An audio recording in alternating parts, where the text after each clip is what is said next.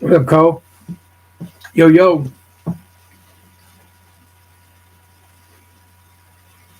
Still got a little shadow, even with the small brim, huh?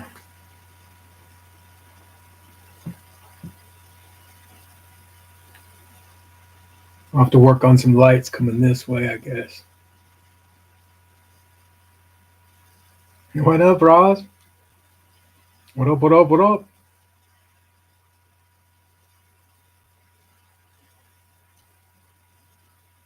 Everybody's Tuesday been super?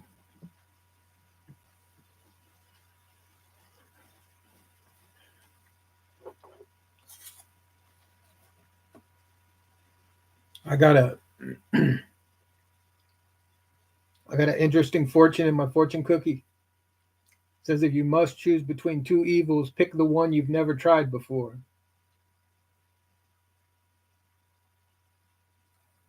I haven't gotten a fortune that made me think in a while. You can fly in your fancy hat. You out there? I'm watching you.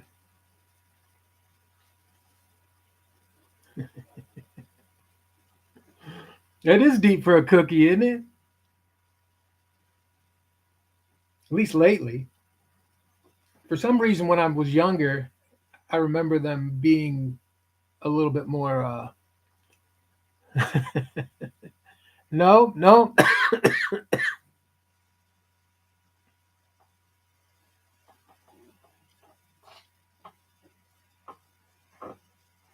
no. That's a trucker hat, man.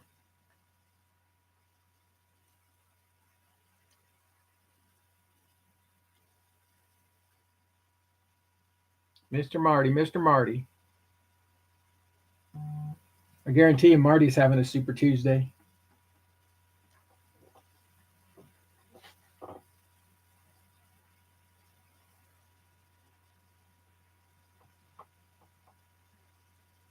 Rules of the road hat. Well, this started out being my motorcycle rally hat, and it got that spot mostly because it fits well enough that I could probably do 30, 35 miles an hour on the motorcycle and it would stay on.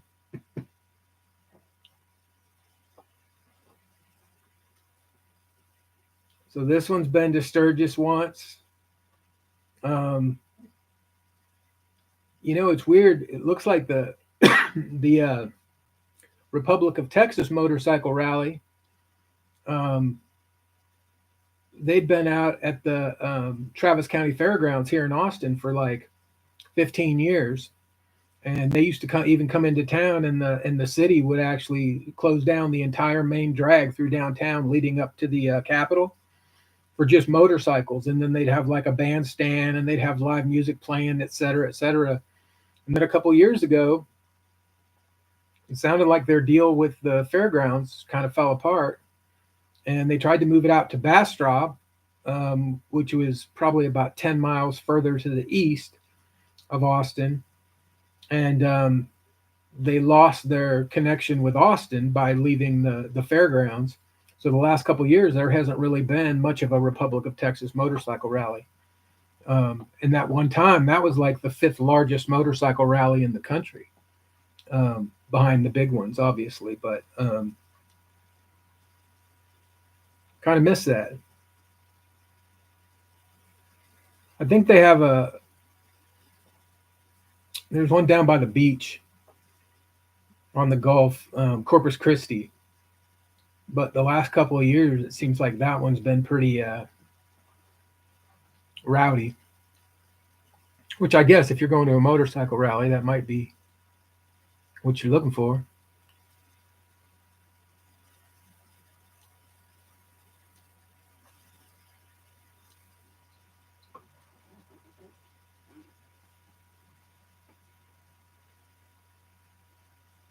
I hear the dogs are sniffing. Didn't really pick anything up. I'm going to go through a little stretch here where I'm going to be pretty broke for the rest of March. And End of March should be pretty good. I'm hoping to get a couple customs that come to fruition at the end by the around the end of March, beginning of April. So I have something to look forward to. The carrot dangling. I need it right now because this class I'm doing. It's funny um, when they did my schedule for my entire 4 years of school, there was only room for one elective class. So they assigned me a fine arts class, which I thought, oh, cool, throwaway class, no big deal. Except I've got like the professor who is the injured retired dancer who isn't really thrilled that she's a teacher, but we're listening to music and then having to imagine what the dancers would be doing. So um, I can't use my sense of humor as much as I'd like to, but I've got to do one to a Nutcracker song, one to a jazz song, and one to a hip hop song. And then I have to imagine the dance that would go with the music and then write, 100 words about it. And then I've got to watch the dance that goes with the music and then write 100 more words about how they interpreted it and how close I was or how far away I was from what they did and what I imagined. So I'm like, oh, this is a lot more work than I was thinking. I was thinking I was going to have this real easy class leading up to starting to work on my major, which um, is what happens. So I should be starting that work at the end of March, um, working on cybersecurity stuff. So I just got to get through this next 2 or 3 weeks. Um, it's not really as interesting as I thought it was going to be. Otherwise I would have switched it up. But is what it is. I'll get her done. Um, maybe if I keep on my imagination hat while I'm doing it, maybe it'll help me uh, imaginate better. I mean, it is Super Tuesday too, so got to put that into the equation. So it might work out just fine. I'm just overthinking the whole thing. Got my Tinkerbell cup going on.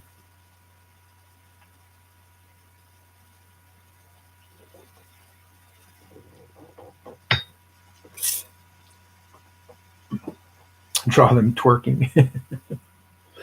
Well, the first couple of weeks when it started out, I was kind of like, okay, they were talking about, different kinds of art and different things like that, and things that were, so I was out on the streets in town, looking at architecture and different kinds of design and art in the streets and art in the you know every all around the city. And the first couple of weeks were pretty good, and then we got to the third week and I peeked at what we're doing for the fourth week and I was kind of like but we'll get her done, like I said.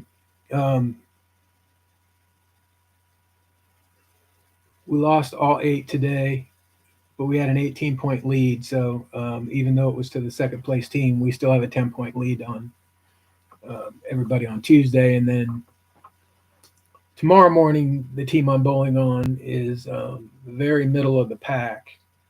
And we got an old timer on that team who he's actually been out for the last 3 or 4 weeks because he fell. But he's probably, I think now, the elder of the entire bowling league on Wednesday morning. So I think I think that's probably right. But he's still getting her done, and people are still giving him courtesy on the lanes and everything. So I hope if I make it to freaking 80 years old that somebody gives me the freaking benefit of the doubt and lets me continue bowling on the leagues.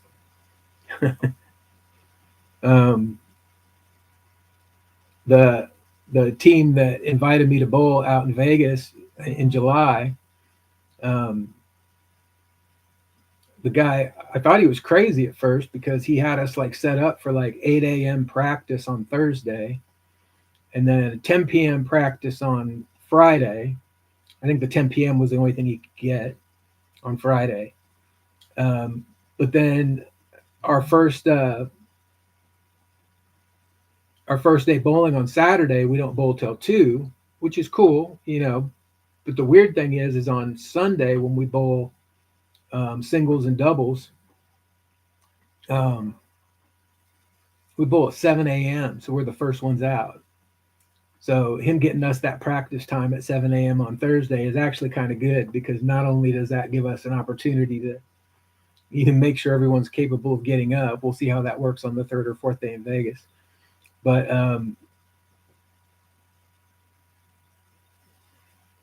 we'll be bowling. The first one's bowling on that oil on that lane, you know, on those lanes. So there shouldn't be a whole lot of carry on because, like, when we bowl on Saturday at 2 p.m., they might redo the oil in the middle of the day at some point, but not like it's going to be when we start out on Sunday morning. And then we'll be done bowling by like 10 a.m. on Sunday. So I'll probably fly out of Vegas um, Sunday. Probably everybody else will be doing the same thing, but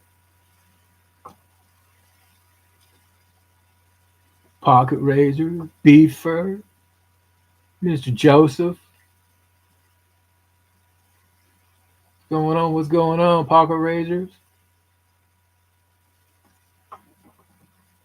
Um,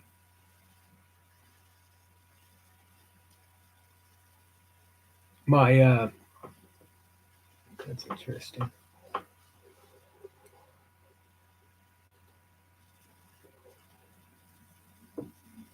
Hold on a second.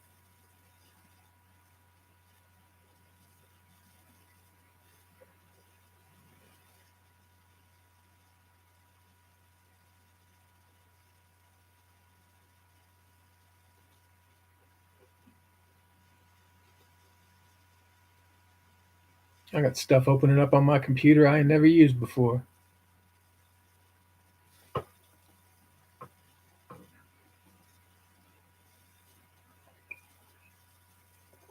Uh-oh, there it goes again.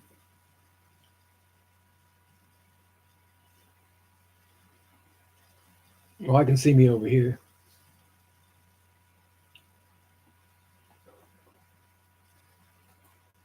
All right, we're back.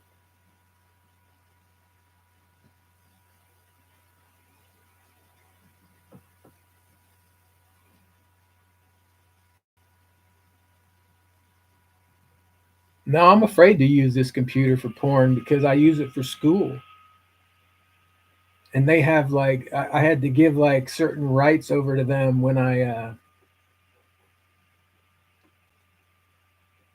signed up for school. I had to give certain rights over to them, and it's kind of weird because I think it has to do mostly with like people who cheat and use artificial intelligence and stuff like that. But I've never seen the light come on where they were like using my camera to look at anything or anything like that. Other than I've been in like a Zoom class, but I do know that like when I try and use certain applications for personal use versus school, like for instance Word, I was doing a family newsletter over Christmas and trying to open up Word on the personal level versus the Word that I use for school. I had to like remove permissions and all this other crazy stuff to just be able to use my own.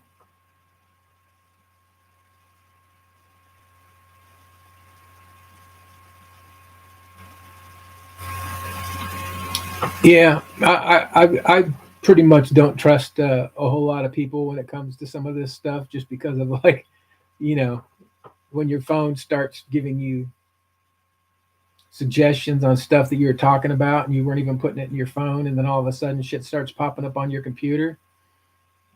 I started not trusting at that point. So I always make sure when I'm done with my computer each day, I shut it all the way down, close the laptop down. Um,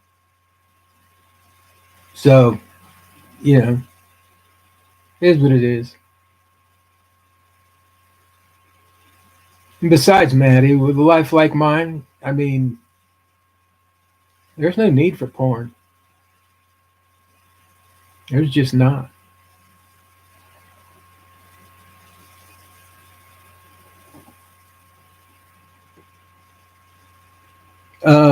What else we got going on? I'm tired.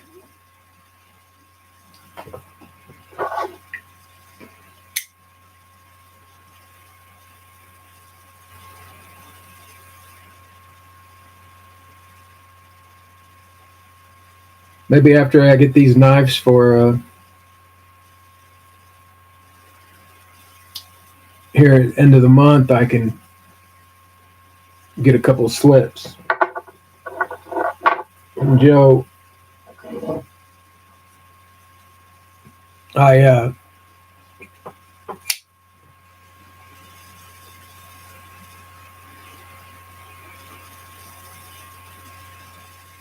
there's still a little teeny tiny spot.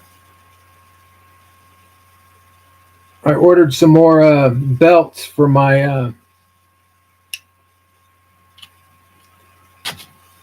I ordered some more belts for my work sharpener. Um, I'm actually liking using that when it's like comes to doing pretty simple kitchen knives. I've been able to go through and do a set of kitchen knives pretty quickly um, on the work sharp versus having to reset the angle on the Tormek every time. But that Tormek does put a really nice edge on it.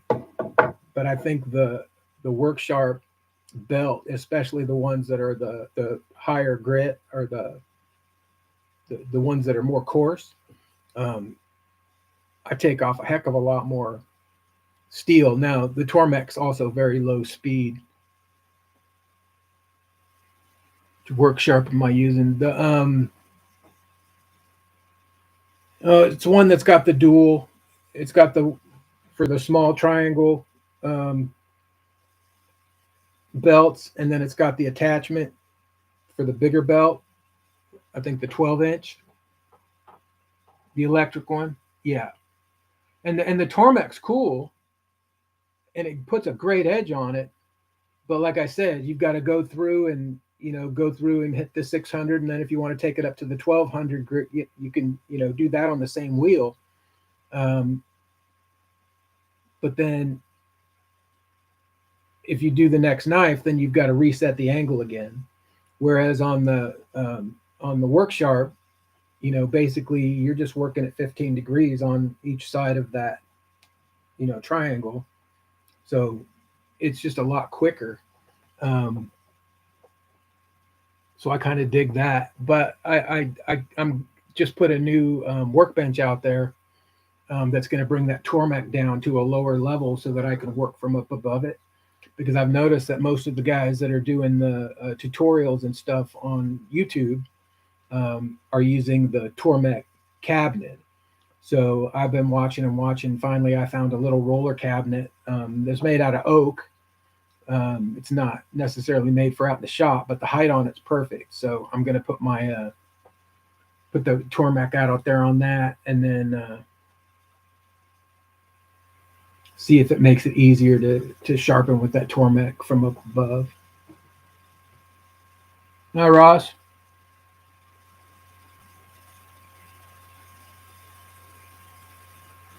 hurting, don't want you hurting.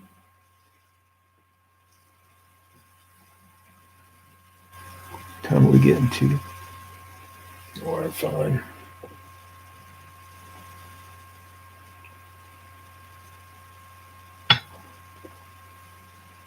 Um, my daughter and her beau took me to dinner last night. Went to a cool spot, hip spot, during happy hour. Wu Chow, and another one of those award-winning chefs. And his, I think the whole idea here was is he He wanted to not just represent Chinese food in general. He wanted to represent each of the 6 provinces and the food from each of those provinces. So he came up with this idea, and during their happy hour, um, most of their small plates were like close to half off, and a few drinks were half off. I had a what was it? Pimm's and ginger beer with some fruit muddled in the bottom of it. I don't drink that often, but I'll tell you what, that one drink had me getting a little buzzy, man. Had a couple more of those, we would have been in business for the whole night. Which is why I don't drink very often. Hmm. I do have all of your coins taped to a piece of cardboard now, Marty. So I will get that out to you with that big red coin here by the end of the week. Which, for the record, is still way, way quicker than I got a sticker.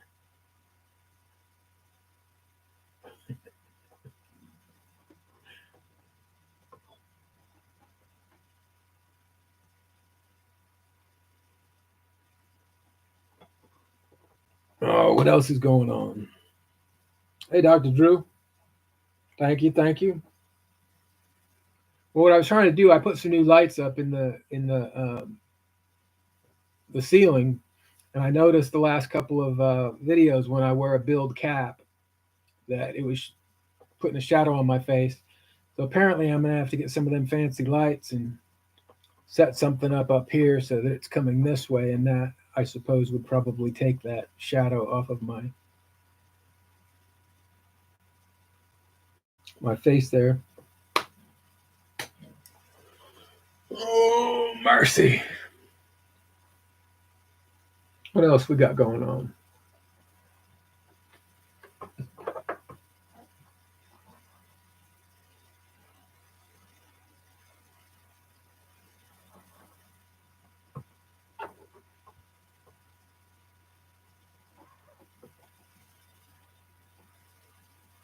This dude here came off the stage during a Kid Rock concert at Sturgis in 2013, and then his little necklace is from a bottle of Patron that we had back at the camp.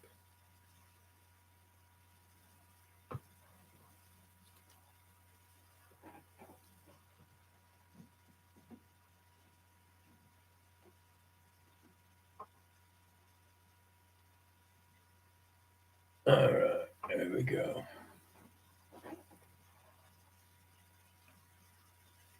Get to 12, 13, 22.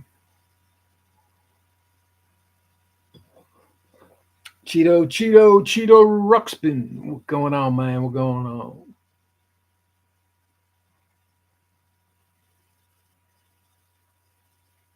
Oh, that wasn't even the best of it. The best of it actually was earlier. So my brother and his wife were out in the back 40, and he brought like a construction trailer, and they just emptied it out, and they kind of camped out of that construction trailer, and then that way, whenever they left their camp on the motorcycle, they could just close everything up and put a lock on it. We stayed in what's called Fensky Park because there's a Fensky that goes all the way around it, and you had to have a badge to get in there. And it was back behind the stage. And I had just gone up to the top and gave my brother some smokables for his birthday. And while we were up on the top of the hill that surrounds this amphitheater kind of bowl area where the stage is, Kid Rock and his crew came out to do a sound check, is what we, basically thought was going on. And it attracted a pretty decent little crowd, but no one was really expecting it. So a lot of the folks were out on their motorcycles doing big rides and stuff, because that's when people would go out and ride and, go see Rushmore and Crazy Horse and go into town, stuff like that was during the day. So there wasn't a whole bunch of people left at camp, even though that place holds almost 100,000 people. So Kid Rock and the boys come out and they ended up doing like 8 or 9 songs. He was just out there on stage smoking a cigar, and they were working stuff out. And they'd stop in the middle of something and they'd figure something out, work something out, try something different on the guitar, whatever. So in reality, we ended up seeing like 7 songs that afternoon, and then he did a full show that night. And I remember that show that night. There's actually some footage. It was the first year they let a big outlet come in and film at the Buffalo Chip, because normally they wanted everyone's anonymity to kind of be a thing. And not hard use drugs, you dope. Smokables, herbs, man. Medicine.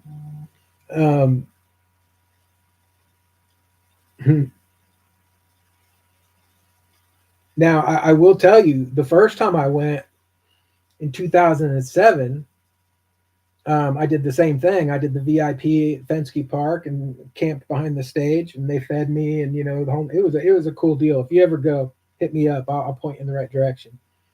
But they have a Miss Buffalo Chip contest, and turns out this big old fifth wheel trailer that was right next to where my tent was being guarded by a guy who was patched with a Hell's Angels patch.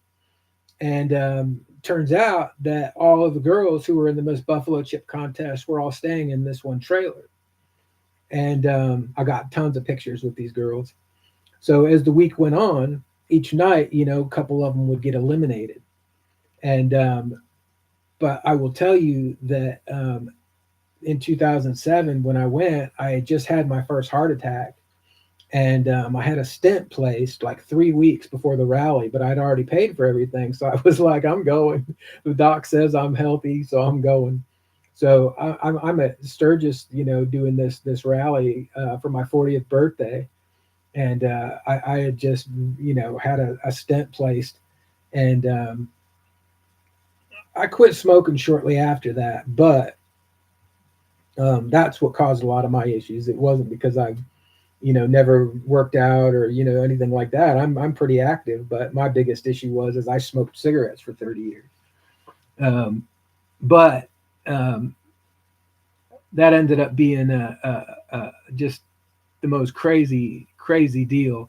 Talking to some of those girls that were in that contest, and the guy next to us, like I said, he was one of the guys, and the girls were able to supply everybody in that corner of the campground with whatever they wanted. I'm not going to say from who or where it came from, but everybody was very well supplied.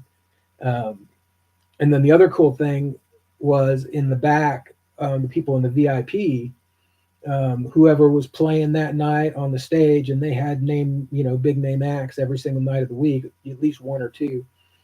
But whoever was playing that night, they had the option to come over and eat with us when they fed us every night. Later, guy. Have a good one, Pocket Razors. So the Sturgis thing actually is really what got me into motorcycles. When I was like 15, my uncle, who lived in Sturgis, worked up at the Deadwood Mines. He had daughters, so my mom decided that summer that she would ship me off to Sturgis, South Dakota, to stay with my uncle. And all I kept hearing when I was telling him how boring it was in this little tiny podunk town is just wait till August, just wait till August. So I was able to get a job working in town, and but I wasn't allowed to go below the logging road after dark. And the logging road was just a road. It was about 15 feet up above. but it went right past City Park. And back in the day, you were allowed to do all of the rally in the city before they changed the ordinance. Now all of the Sturgis rally is all in the outskirts of town because of all the ordinances are so strict in the city. But back then, the whole party was in City Park. So when I was like 15, I'd be down there peeking on this thing, every night. And there was rock and roll. There was loud motorcycles. There was leather. There was naked women dancing on top of the beer trucks. So for a 15-year-old, I'm here to tell you that was made quite an impression on me.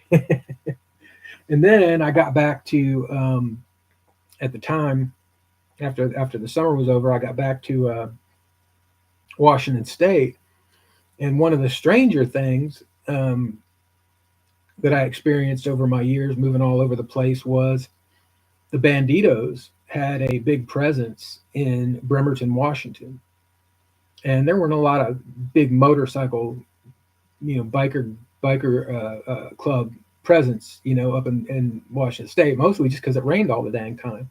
But there was a Banditos crew rolling out of Bremerton, and the funny thing is, we moved to Austin, and there's a huge Banditos crew here.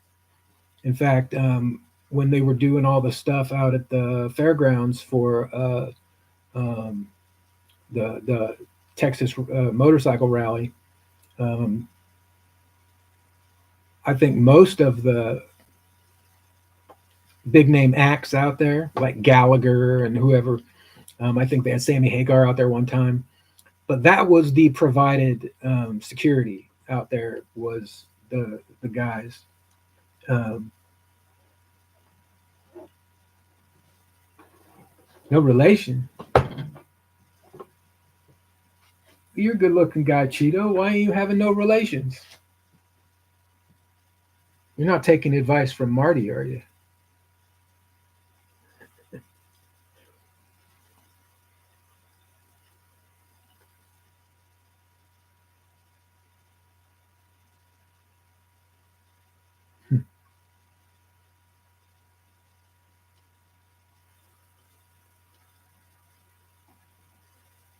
No relations to Banditos. um, it was funny. In 2007, I rode pretty hard um, and ended up getting to the Buffalo Chip. It was about an hour before dark. So I got set up and got some food, and I went and saw the band that played that night and everything.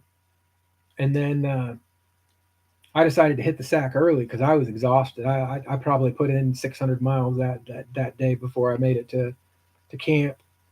And one of the things about the Buffalo Chip is during the rest of the year, it's an exotic game um, hunting facility, but also a place where you can go out and shoot just about anything imaginable. And the thing that they were showing off at this particular time was this was the first year that you could fire a live artillery shell through a tank. So they had a tank out on. So when we were out there in the middle of the field checking out the band that was playing that night, they had this tank sitting out there in the middle. So I'm laying in the tent, and I'm laying on this nice 24-inch high air mattress, and I'm just getting all comfortable, and I got my eyes closed, and I can hear the little music in the background from the amphitheater. And about that time, they decided to fire a test shot out of that freaking tank. And I'm not kidding you. I mean, I was at least a foot off of that freaking air mattress when that thing fucking went off, scared the living crap out of me. But it was like my sign that I needed to know that I could have a good time, because if that didn't freaking make my heart stop, nothing was going to. So I was kind of like, all right, cool, I'm good to go. But man, I'll tell you what, I got more stories from the road. Bandito, awfully suspicious. Is it spelled the same way?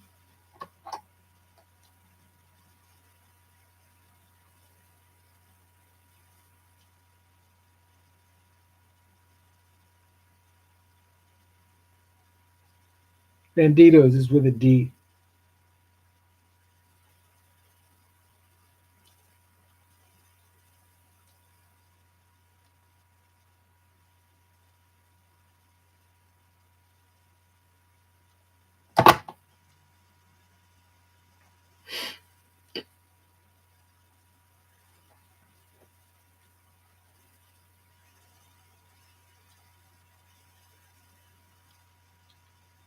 Take it easy, Cheeto. Yeah, yeah.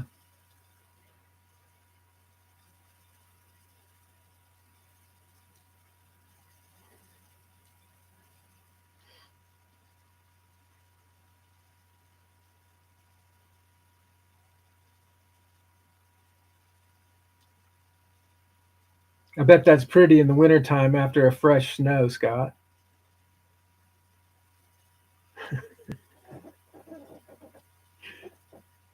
Oh.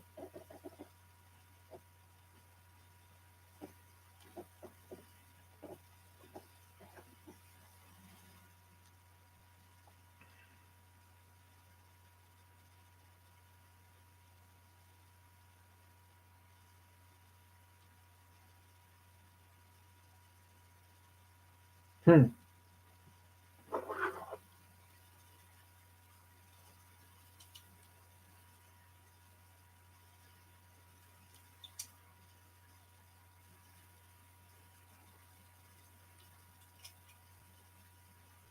There's another one I realized the other day that I'm starting to end up with a pretty sizable little pen collection.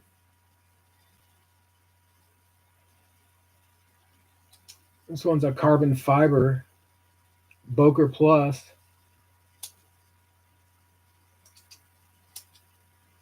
I got another one up here that I think I'm probably going to give away when I do my 1,000 subscriber giveaway. Um, I got this one from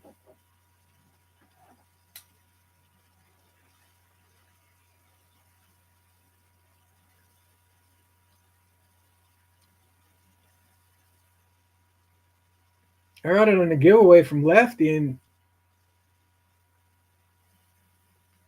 I just don't have any use for the dang thing.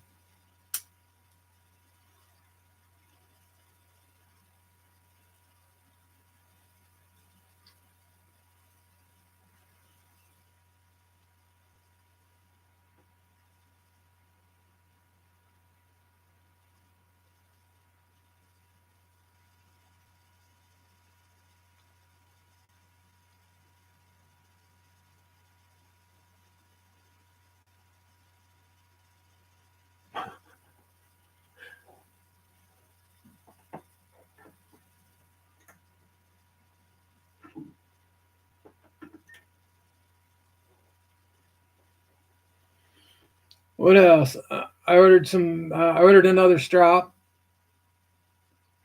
I've got a 1.0, a point 0.5, and a 0.25. And then the one that I just got or I just ordered, I'm going to do it at 3.5. And mostly just because I've been using the strop so much on my carving tools.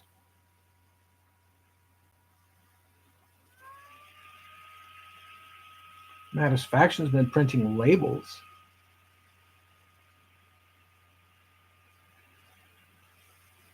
It's like for all the stuff in the refrigerator, eggs, milk.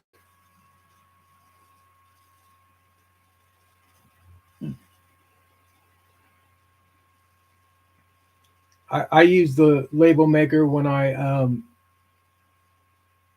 send out packages.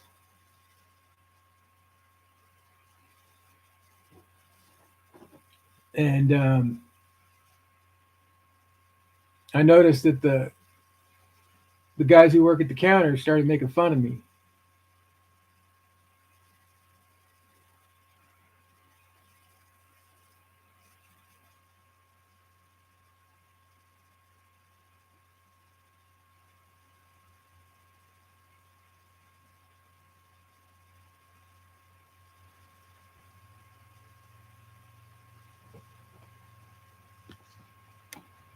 to go stand in line.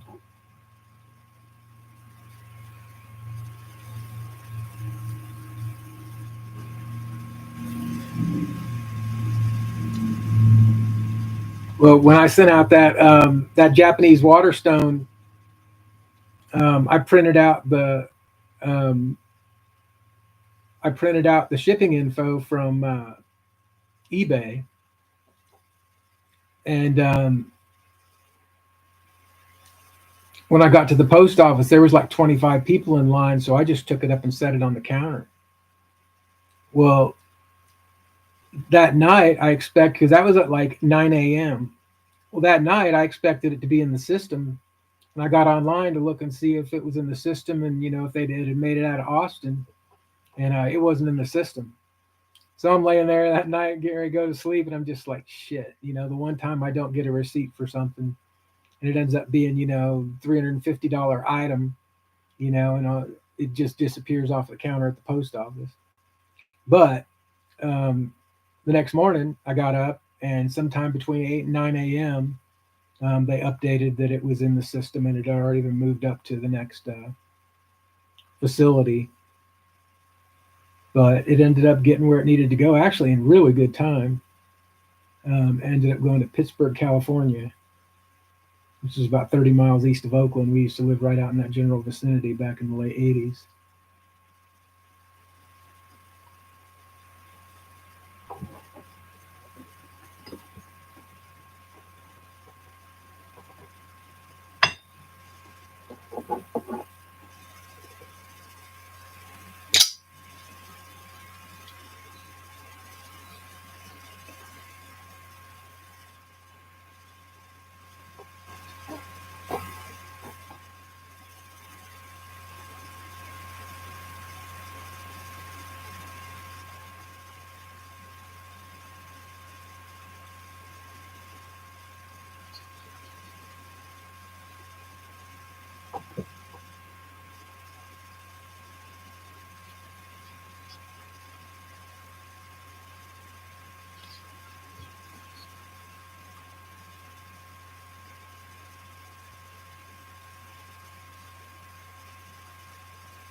I don't know what kind of steel it is.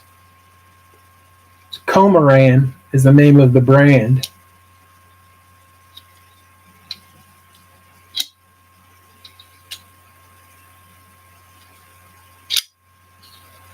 I don't really have much stuff like this.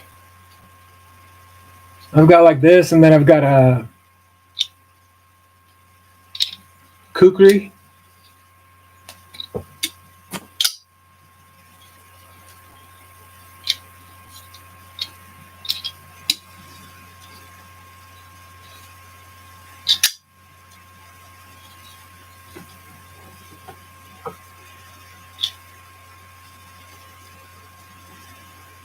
Pittsburg, California, there was actually used to be a military base there, Mattis Faction, and back, I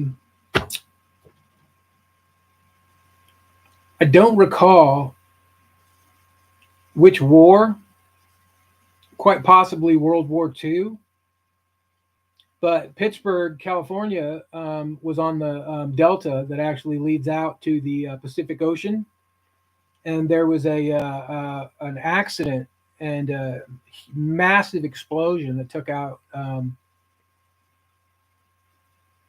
pretty sure it took out part of a ship and some other stuff that was stationed out there, but it was a pretty big mess from what I understand.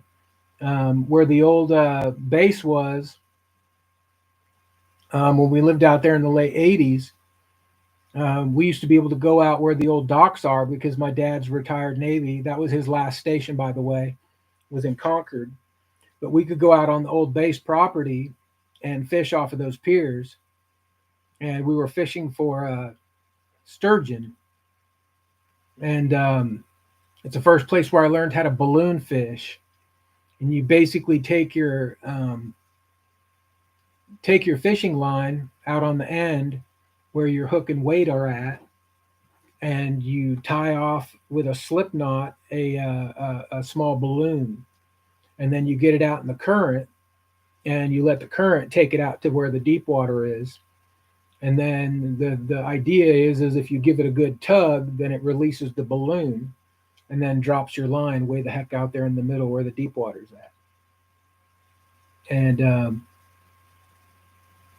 we didn't have a ton of success out there. We did pretty good, but not great, considering that there weren't a lot of people who were authorized to be out there um, fishing, just because it was kind of a old rundown part of the base. But it's funny what you get to do when you have rank. So, all right, all you amazing people. Um, we'll see you over there where the Sharif be hanging out at. Um, I hope the rest of your Tuesday is super. And we'll try this again next week. We'll do number 9. And my daughter's Bo is working on some theme music for the opening. So I'll try doing a few things, step up the game here a little bit. Later. We'll see you out there.